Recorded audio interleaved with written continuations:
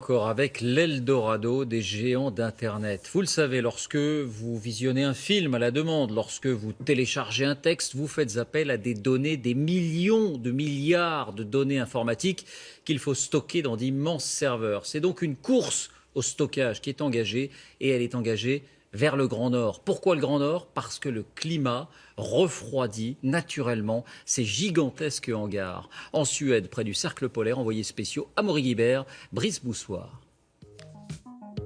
Les paysages grandioses de la Laponie suédoise. La région était jusqu'ici surtout connue pour ses forêts à perte de vue. Tout a changé depuis la construction il y a 2 ans de ce gigantesque bâtiment.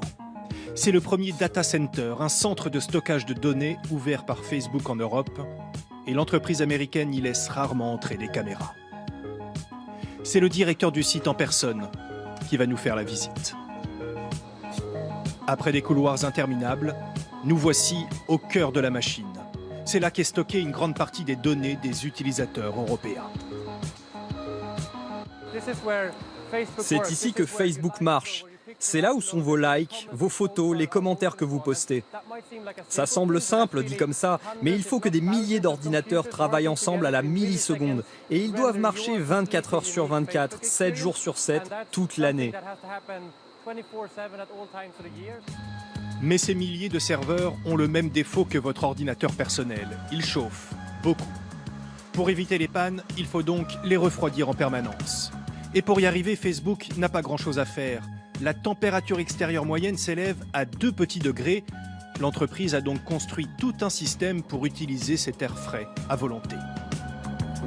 On utilise uniquement l'air extérieur. On n'utilise aucun autre système de climatisation. Tout vient de l'air arctique.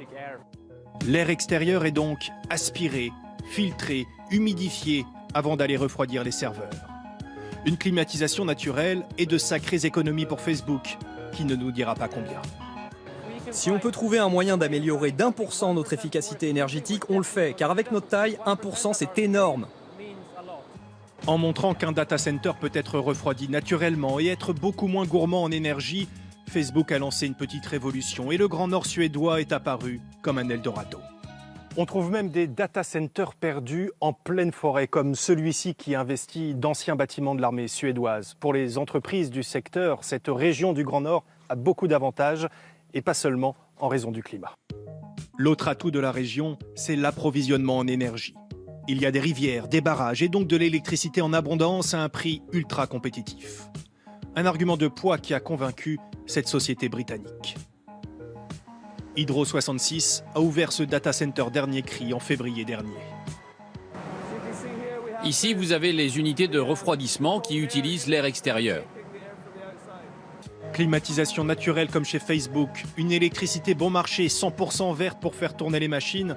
L'entreprise a des arguments pour attirer des clients venus de toute l'Europe, et peu importe qu'elle soit implantée dans une région aussi lointaine. Il y a 10 ans, on n'aurait pas pu faire ça car le coût d'utilisation de la fibre optique aurait été trop important. Mais aujourd'hui, c'est si bon marché de faire transiter les données que ça fait sens de les stocker près des sources d'énergie. C'est près de 2 fois moins cher d'héberger des données ici comparé à la France. Il flotte donc dans la région un parfum de ruée vers l'or numérique. Anders Berglund a lui aussi senti le bon filon. Pour installer ses serveurs, il vient de racheter ce bâtiment à une société de transport de fonds. La chambre forte sera réservée aux clients les plus exigeants en matière de sécurité. Ça, c'est un très bon endroit pour stocker des données numériques. Des serveurs partout, même dans les endroits les plus improbables. Il cherche de la place car les clients affluent.